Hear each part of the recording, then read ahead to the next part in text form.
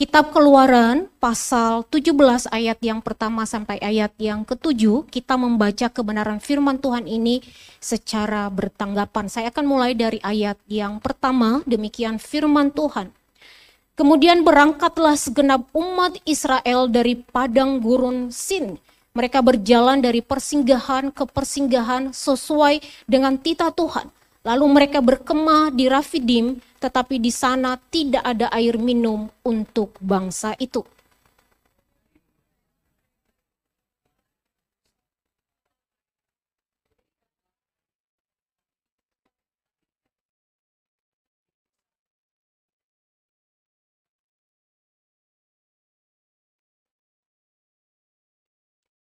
Di sana bangsa itu haus akan air. Bangsa itu bersungut-sungut kepada Musa dan berkata, "Mengapa engkau memimpin kami keluar dari Mesir, supaya kami, anak-anak kami dan ternak kami mati kehausan?"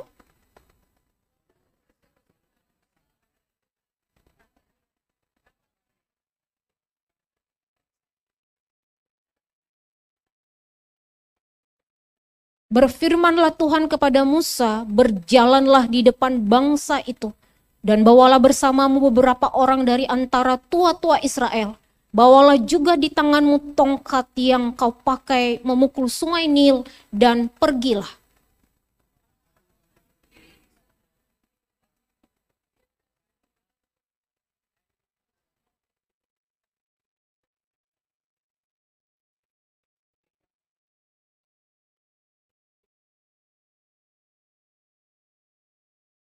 Tempat itu dinamai Masa dan Meriba, karena orang Israel telah berbantah dan mencobai Tuhan dengan mengatakan, "Apakah Tuhan ada di tengah-tengah kita atau tidak?"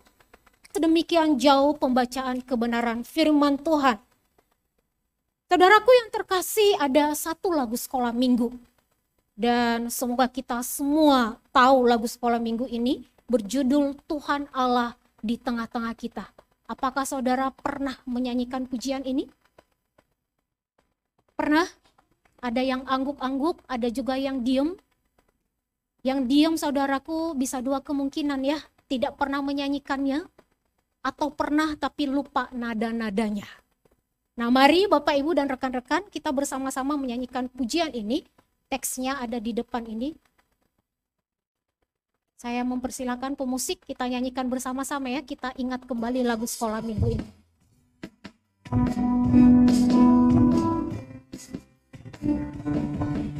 Tuhan Allah di tengah kita besar-besar. Dia senangkan dan girangkan dengan sukacita. Dia mengasihi dan bersuka karena kita.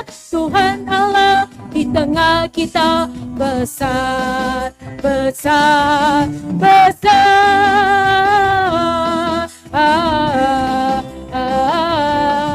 Besar. Sekali lagi kita nyanyikan pujian ini. Tuhan Allah di tengah kita besar, besar. Dia senangkan dan girangkan dengan sukacita.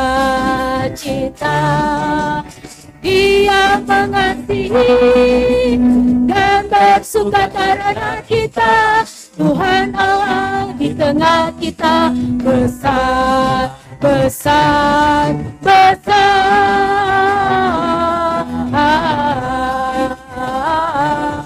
Besar. Puji nama Tuhan ya. Allah kita adalah Allah yang besar. Kita bersyukur karena Allah selalu ada di tengah-tengah kita. Tetapi saudara, sangat disayangkan sekali lagu ini belum ada pada masa bangsa Israel. Kalau seandainya lagu ini telah ada pada masa mereka, maka sebaiknya bangsa Israel sering menyanyikan pujian ini.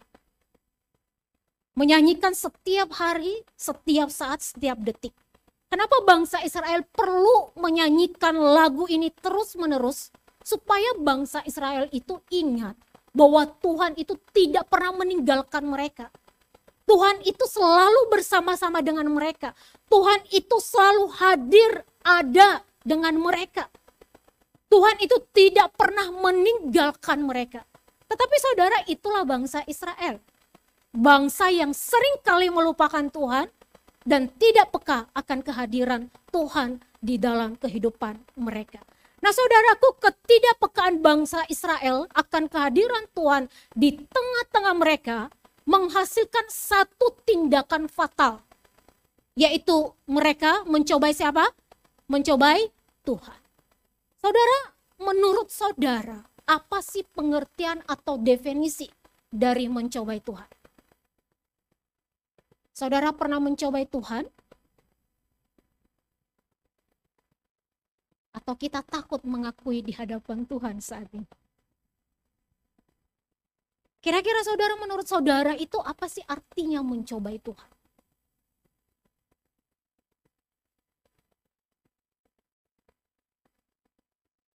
Kelvin di depan saya. Soalnya dia senyum-senyum dari tadi ya. Pakai baju putih hari ini ya, sangat rohani sekali begitu ya. Putih bersih. Nah bagi yang putih bersih, Kelvin, saya tanyakan, apa sih definisi mencobai Tuhan? Tadi Kak Usatu udah dengar lah ya, nggak apa-apa sampaikan lagi. Tapi kalau ada definisi yang lain boleh.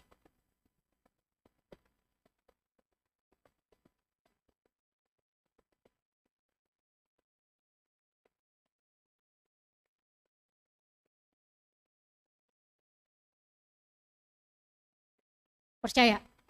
Tapi kalau Tuhan tidak sesuai yang kita mau, kita tidak percaya. Kelvin sangat kreatif ya, tidak mengikuti seperti Kak Usatu ya. Tepuk tangan dulu buat Kelvin ya. Tiba-tiba begitu kreatif untuk menjawab ya. Mungkin dari saudara-saudara yang lain, Bapak Ibu yang lain bisa memberikan pendapat apa sih arti mencobai Tuhan? Mencoba-coba Tuhan begitu ya. Kira-kira apa saudara? Saudara tidak mau bekerja sama dengan saya untuk menjawab?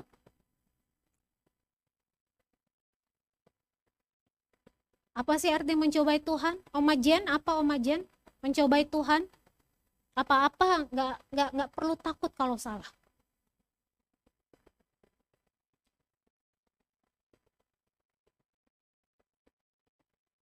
Tidak sejalan dengan kehendak Tuhan. Terima kasih Ibu Sri Hasuti sudah membantu.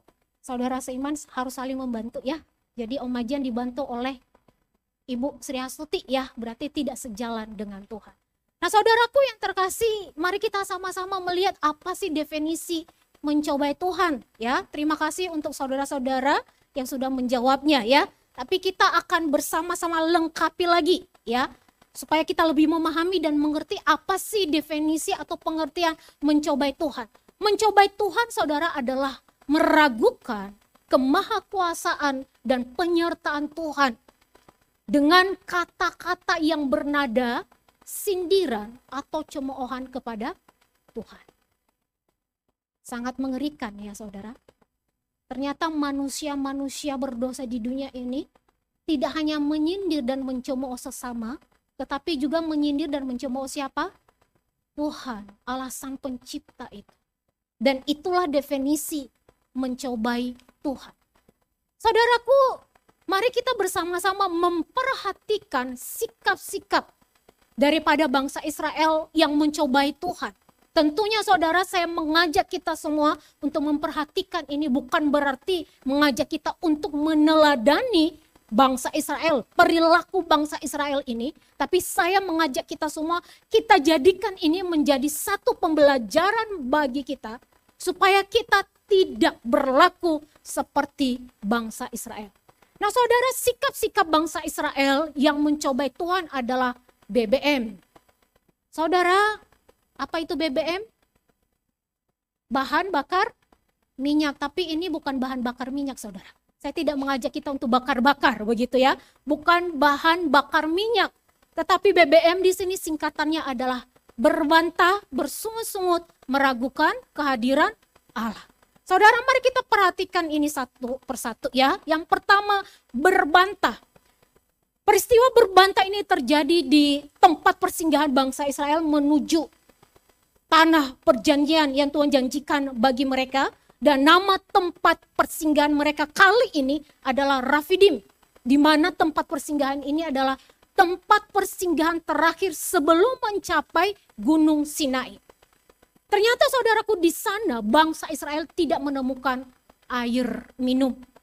Ya, di dalam atau di tempat-tempat persinggahan yang lainnya sebelumnya, mereka juga menemukan permasalahan-permasalahan, dan kali ini permasalahan yang mereka hadapi adalah mereka tidak menemukan air minum di Rafidim. Dan ketiadaan air minum ini saudaraku menjadi masalah besar bagi bangsa Israel. Sehingga mereka ini berbantah kepada Musa. Di ayat yang kedua, mereka berkata kepada Musa. Mereka berbantah dengan Musa, berikanlah air pada kami supaya kami minum. Saudaraku, apa arti berbantah di sini?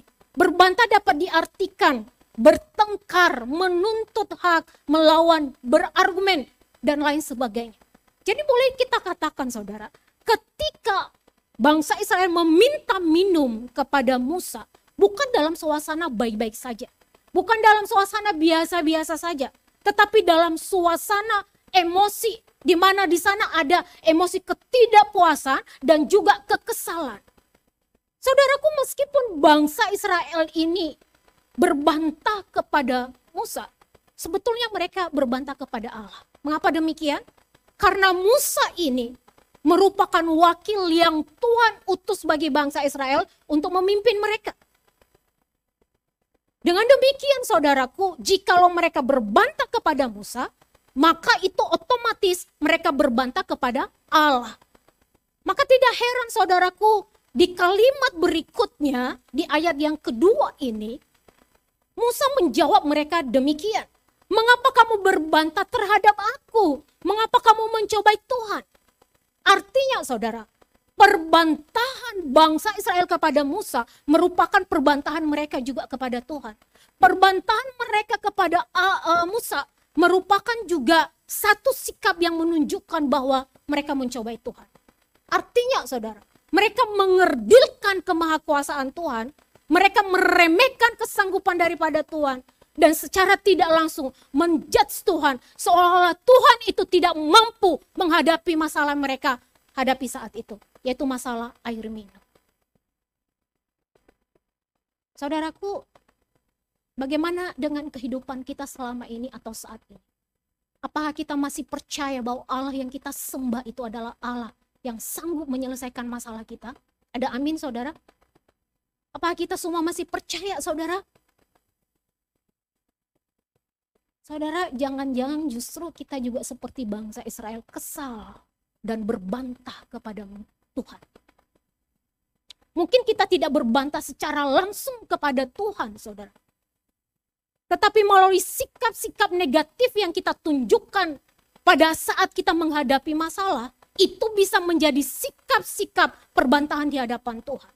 Misalnya saudara, ketika kita berdoa kepada Tuhan, Tuhan, tolonglah berikan jalan keluar atas permasalahan yang saya hadapi. Tuhan, tolonglah saya, berbelas kasihlah kepada saya. Ternyata masalah nggak selesai. Justru masalah bertambah dan bertambah banyak saudara. Akhirnya kita mogok berdoa. Akhirnya saudara, kita males lagi mau minta belas kasih dari Tuhan. Udah capek. Doa terus sama Tuhan. Akhirnya apa? Kita enggan lagi untuk mencari kehendak Tuhan dalam segala hal yang kita alami. Dan yang kita lakukan apa? Mengandalkan kehebatan kita, mengandalkan kepintaran kita, mengandalkan orang-orang yang kita merasa mampu di sekitar kita. Dan kita nggak mengandalkan Tuhan. Lama-kelamaan kita menggeser posisi Tuhan di dalam kehidupan kita. Saudaraku yang terkasih, jika kita bersikap demikian, maka itu artinya kita meremehkan kemahakuasaan daripada Tuhan. Kita mengerdilkan kesanggupan daripada Tuhan. Kita merasa bahwa seolah-olah Tuhan itu tidak hadir bersama-sama dengan kita, tidak mengerti kita. Saudara, beberapa bulan yang lalu saya chat saudara saya, mengirimkan pesan, dan yang saya pesankan itu adalah kata-kata kekuatan.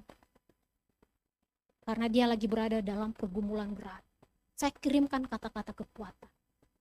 Saudaraku yang terkasih, ternyata kata-kata kekuatan dari saya tidak direspon oleh saudara saya.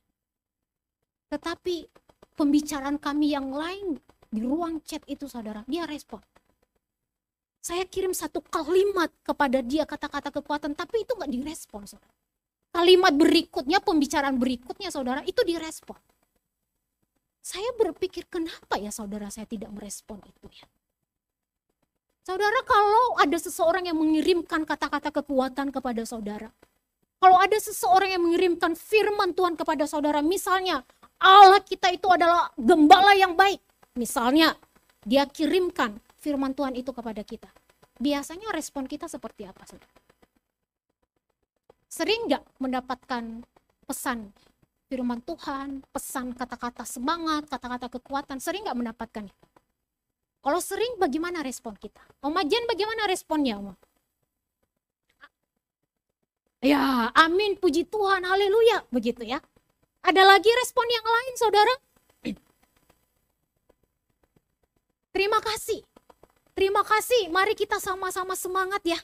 Kita harus kuat di dalam Tuhan. Ya benar, Tuhan itu adalah gembala yang baik bagi kita. Ada lagi respon yang lain? Jangan respon begini ya saudara. Siapa Allah yang kamu bicarakan? Jangan, itu salah saudara. Itu nggak benar. Ya, kita bukan anak Tuhan lagi kalau bilang demikian. Saudara, biasanya kalau kita mendapatkan kata-kata kekuatan, kita merespon seperti yang saudara-saudara sampaikan tadi. Tetapi saudara saya ini tidak merespon. Saya bertanya-tanya kenapa? Dan saya simpulkan sendiri saudaraku, mungkin ada dua kemungkinan ya. Bisa dua kemungkinan kenapa dia tidak merespon kata-kata kekuatan dari saya. Yang pertama saudara, ya mungkin dia nggak fokus sehingga kelewat bagian kalimat itu. Atau yang kedua, jangan-jangan dia ini sebetulnya lagi kecewa sama Tuhan. Sehingga ketika dia kecewa sama Tuhan, marah sama Tuhan, kesel sama Tuhan, dia tidak mengamini kata-kata kekuatan itu. Dia lagi dongkol sama Tuhan. Bagaimana Tuhan itu Allah yang baik? Masalah saya tidak selesai. Saya berdoa tapi Tuhan tidak menjawab. Lagi marah sama Tuhan, ngambek sama Tuhan. Bisa kemungkinan keadaannya seperti itu saudara. Jadi pertanyaan saudara, pernah nggak saudara tidak membalas chat kata-kata kekuatan dari teman-teman atau saudara seiman? Pernah tidak membalas? Pernah mengabaikannya? Pernah? Oh, Majen tidak ya, tidak pernah selalu membalas ya. Kalau teman-teman sebelah kanan saya pernah nggak mengabaikannya? Pernah. Bukan karena lupa kan, memang sengaja mengabaikan. Ada yang sengaja nggak mengabaikan? Pernah? Kita jawab dalam hati kita masing-masing ya, kita takut ketahuan sama saudara seiman yang lain, begitu ya. Saudara, bisa kemungkinan kita pernah melakukan itu atau saudara, kita meresponsi, amin, terima kasih, haleluya, puji Tuhan.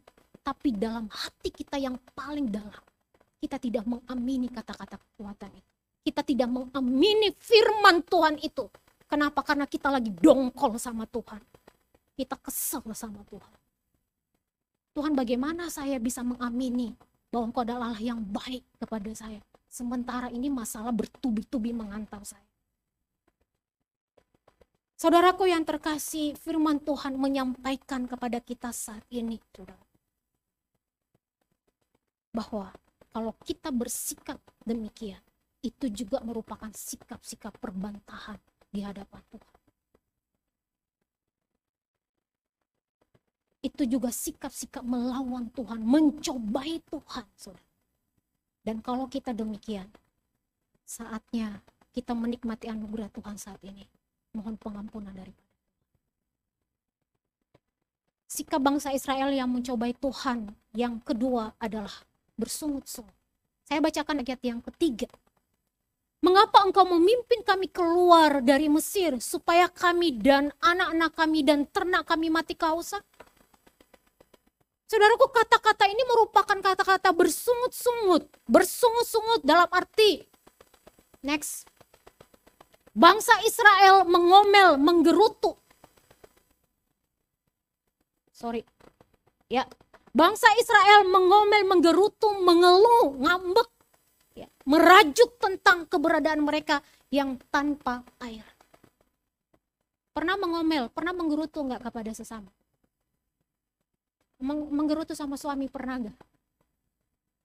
Menggerutu sama istri pernah? Sama teman pernah enggak menggerutu? Ngomel, merajuk, ngambek. Siapa yang suka ngambek di sini? Kalau ngambek kayak anak kecil begitu. Nggak dikasih permen ngambek begitu. Padahal juga bisa beli kok permen di luar sana begitu. Tapi ngambek. Nah kira-kira bangsa Israel demikian saudaraku. Bersungut-sungut di hadapan Tuhan, merajuk. Bagi mereka saudaraku, meskipun Mesir itu bukan tempat yang aman untuk mereka tempati, tetapi bagi mereka tidak apa-apa tinggal di Mesir daripada mereka mati kelelahan dalam perjalanan mereka menuju tanah perjanjian itu. Sehingga saudara, mereka menyalahkan Musa. Kenapa kamu membawa kami keluar dari tanah Mesir? Kamu mau supaya kami mati? Itu pasti nadanya kesel saudara. Itu nadanya adalah nada-nada gerutuan yang penuh kekesalan di sana saudara. Yang menjadi pertanyaan, siapa sih yang membawa bangsa Israel keluar dari tanah Mesir? Musa atau Tuhan? Siapa? Tuhan saudara, bukan Musa. Musa itu hanya perpanjangan tangan Tuhan untuk memimpin bangsa Israel. Tapi yang membawa bangsa Israel keluar dari tanah Mesir adalah Tuhan. Sehingga ketika bangsa Israel bersungut-sungut kepada Musa, itu artinya mereka juga bersungut-sungut kepada Allah. Saudara, kalau kita jujur saudara, kita tidak jauh beda dengan bangsa Israel. Ketika juga kita menghadapi permasalahan dan beban berat, kita menggerutu di hadapan Tuhan, kita ngomel di hadapan Tuhan, kita mengatakan kepada Tuhan, Tuhan, saya ingin tetap di tanah Mesir daripada menuju tanah perjanjian. Rasa-rasanya menuju tanah perjanjian itu banyak masalahnya. Walaupun ada masalah di Mesir, tapi paling tidak ya Tuhan, saya lebih cepat mendapatkan jalan keluar di dalam setiap permasalahan yang saya hadapi. Saudara, kira-kira bagi kita umat yang percaya saat ini, tanah Mesir kita apa sih saudara? Apa saudara, tanah Mesir kita apa? Sekolah minggu, guru-guru sekolah minggu mesti tahu ya ini. Kalau diibaratkan saudara, dalam konteks kita sekarang, tanah Mesir kita saat ini apa saudara? Sebagai umat yang sudah percaya kepada Tuhan Yesus Kristus, apa saudara? Ada yang tahu? Kehidupan kedagingan saudara, dosa. Kehidupan lama kita itu tanah Mesir kita. Kenyamanan kedagingan itu adalah tanah Mesir kita. Dan ketika kita menghadapi permasalahan, kerap kali dalam hati kita mengatakan kepada Tuhan, Tuhan, lebih baik saya hidup sebagai manusia lama daripada hidup sebagai ciptaan baru. Soalnya tidak ada bedanya Tuhan. Saya juga hidup dalam dosa, ada masalah. Betul saudara? Saya mengikut Tuhan juga ada masalah. Malah mengikut Tuhan masalahnya bertambah dan bertambah banyak. Sering gak kita berpikir demikian? Bisa jadi saudara, kita sering memikirkan demikian. Walaupun kita tahu bahwa hidup di dalam dosa tidak aman buat kita. Tapi kita merasa bahwa hidup di dalam dosa itu jalan keluarnya lebih cepat ada dibandingkan hidup di dalam Tuhan. Misalnya saudara, kalau kita lagi menghadapi masalah keuangan, kalau kita hidup di dalam kedagingan saudara, gampang kan solusinya? Apa solusinya saudara? Kalau kita hidup sebagai manusia lama, solusinya apa? Kalau saat ini kita menghadapi masalah keuangan, apa saudara?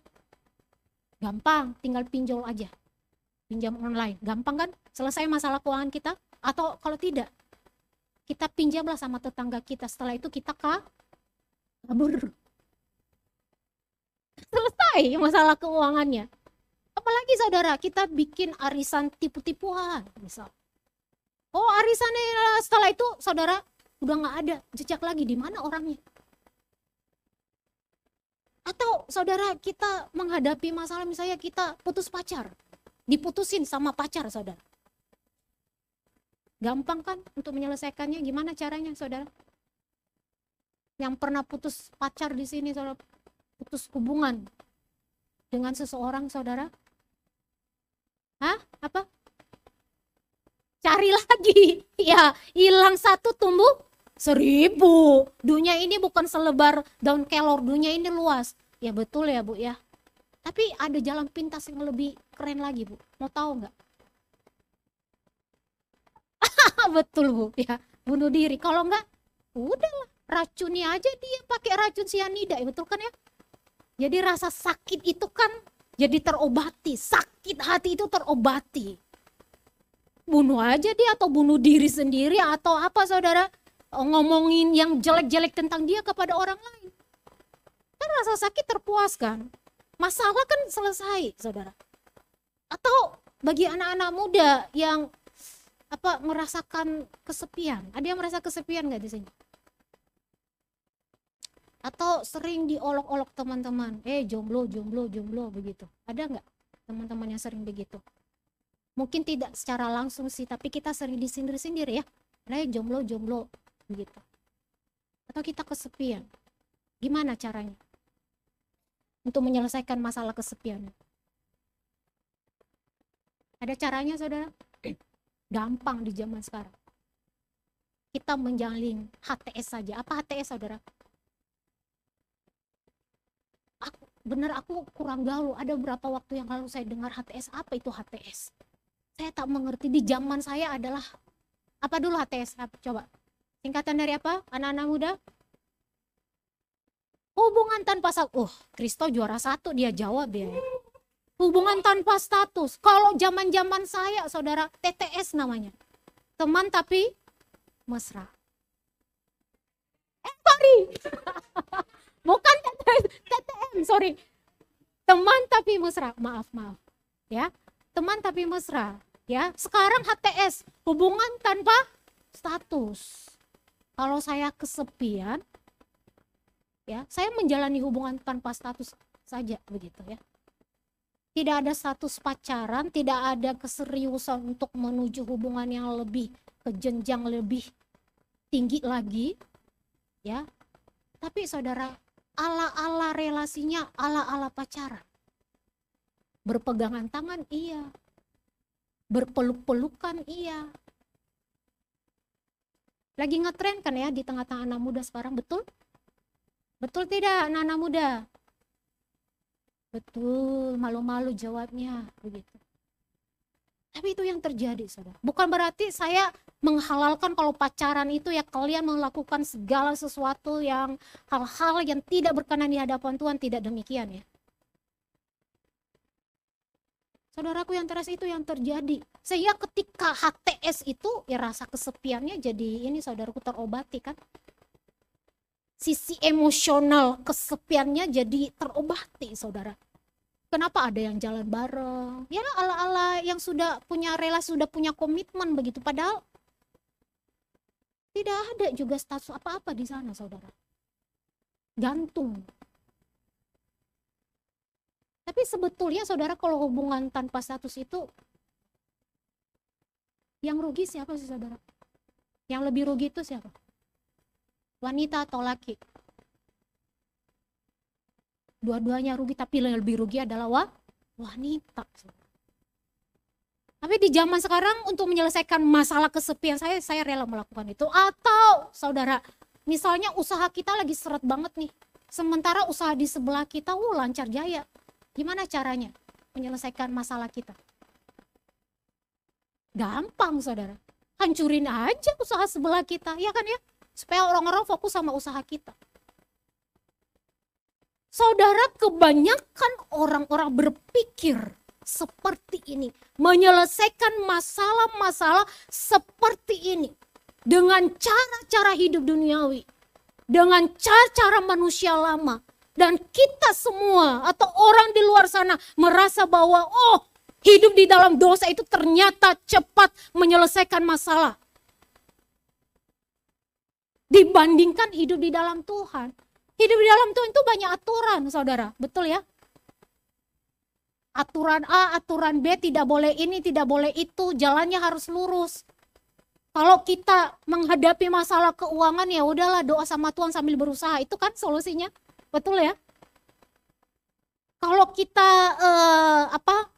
menghadapi masalah kesepian, ya sudahlah berdoa sama Tuhan atau bergaul dengan komunitas anak-anak Tuhan yang lain. Siapa tahu nanti di sana kamu ketemu orang yang mau sama kamu misalnya. Tapi kan lama jawabannya. Nggak instan. Orang-orang sekarang maunya yang instan, jalan pintas. Dan merasa saudaraku bahwa oh ternyata hidup di dalam dosa itu, solusi-solusi yang ada itu cepat dan lebih mujarab dibandingkan ikut di dalam Tuhan atau menjadi murid Tuhan. Saudaraku, kalau kita berpikir demikian ya, saya berharap GKI Yogyakarta nggak demikian. Apa kalau kita demikian, saudara? Kita mohon Tuhan mencerahkan hati kita yang paling dalam. Karena kalau hati kita sudah tercerahkan, sebetulnya solusi-solusi yang ditawarkan oleh duniawi ini membawa masalah baru bagi kita. Tapi kadang-kadang kita menutup mata terhadap konsekuensi itu. Yang penting masalah saya cepat selesai. Itulah kita orang berdosa, saudara. Dan kalau kita demikian, kita memohon pengampunan daripada Tuhan. Itu artinya kita bersungguh-sungguh ngomel kepada Tuhan.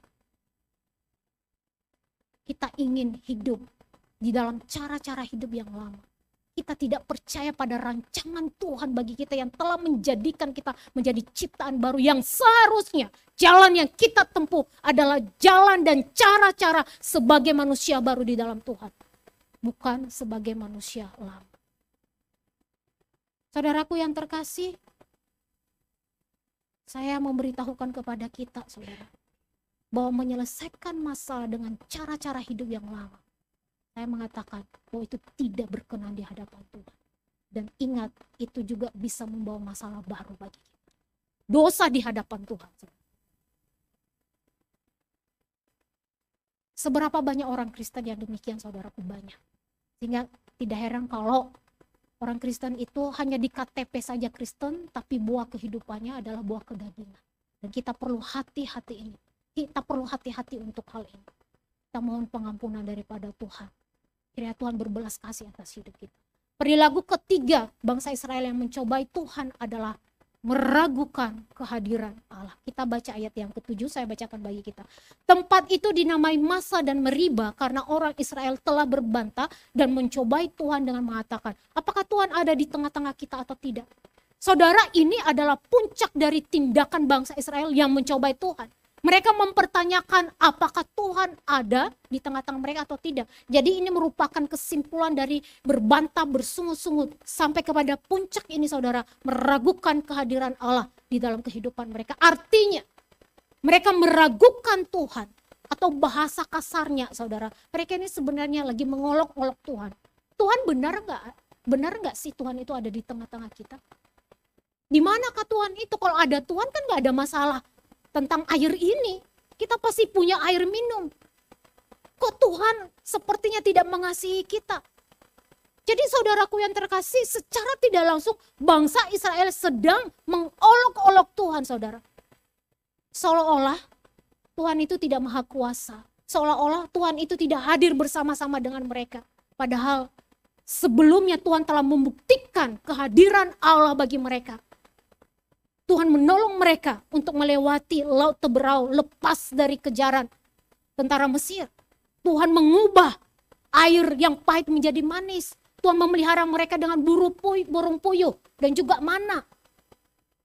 Tuhan menyediakan tiang awan dan tiang api bagi mereka untuk memelihara mereka. Masa hanya masalah air aja mereka meragukan kehadiran Allah di tengah-tengah mereka. Padahal begitu banyak perbuatan-perbuatan Tuhan yang besar sebelum itu. Hanya masalah air. Mereka meragukan kehadiran Allah di dalam kehidupan mereka.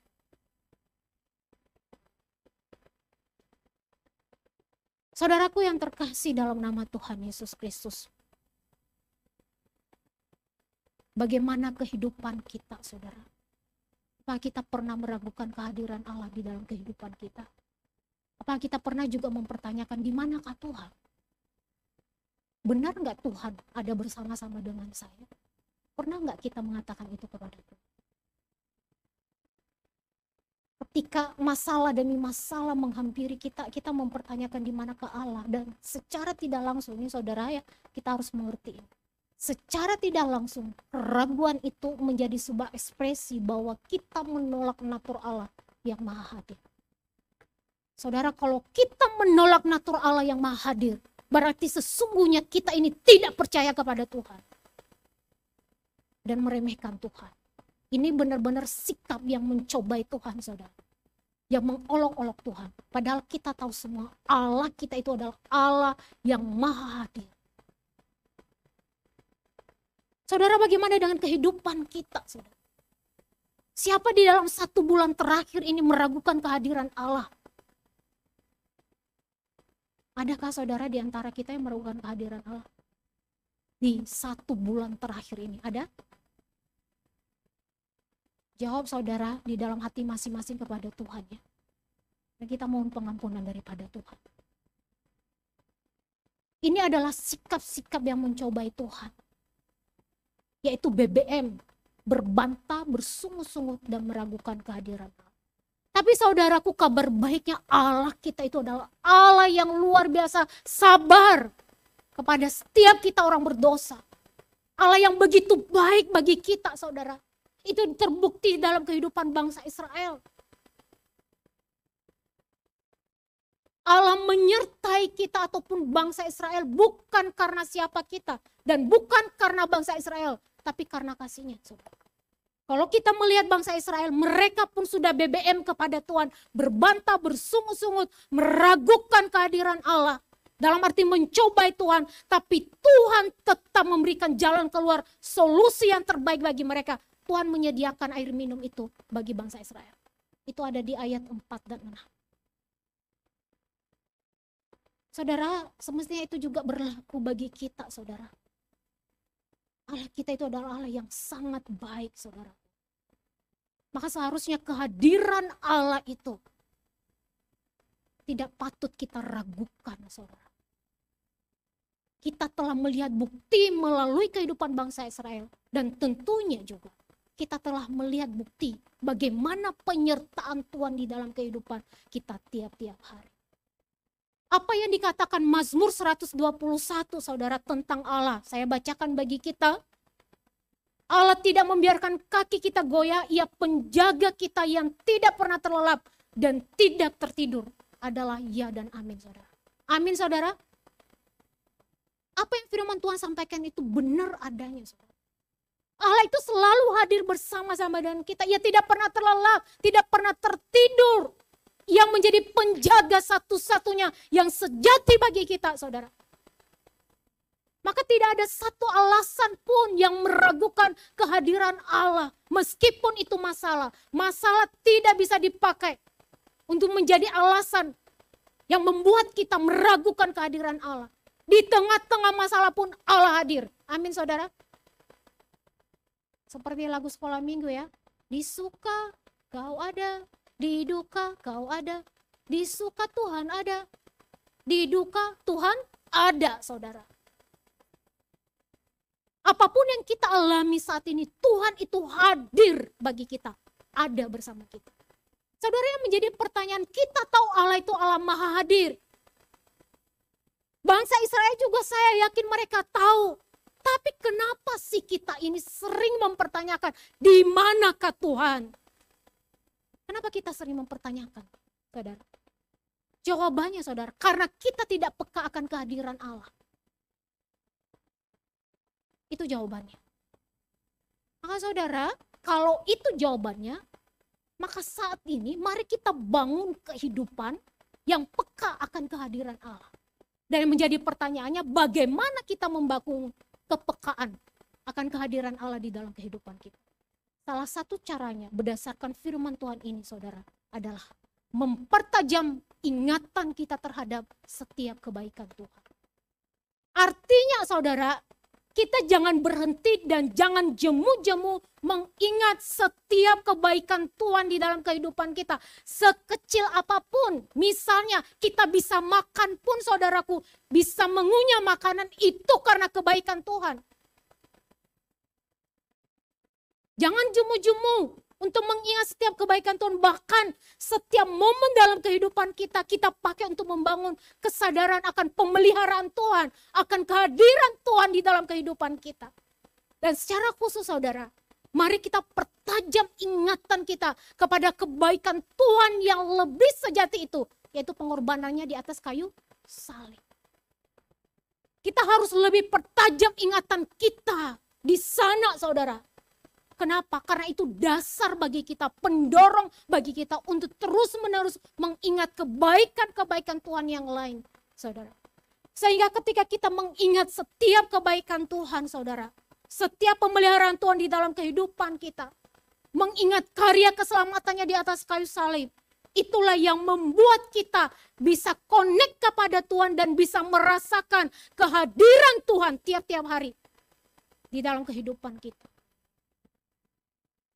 Sehingga saudara, kalau kita menghadapi masalah demi masalah yang keluar dari hati dan mulut kita, bukan cemoohan dan sindiran kepada Tuhan lagi. Yang keluar dari hati dan mulut kita bukan pertanyaan, di manakah Tuhan? Bukan itu lagi saudara. Kalau kita sudah menikmati kehadiran Allah, kita sudah peka akan kehadiran Allah tiap-tiap hari. Bukan itu lagi yang keluar dari hati dan mulut kita. Tetapi yang keluar dari hati dan mulut kita adalah, ya Tuhan, saya percaya bahwa Tuhan hadir bersama-sama dengan saya. Dalam keadaan suka maupun duka. Meskipun saya harus berjuang lebih keras lagi pada saat duka, pada saat ada permasalahan. Tapi saya percaya Tuhan penjaga sejati bagi saya.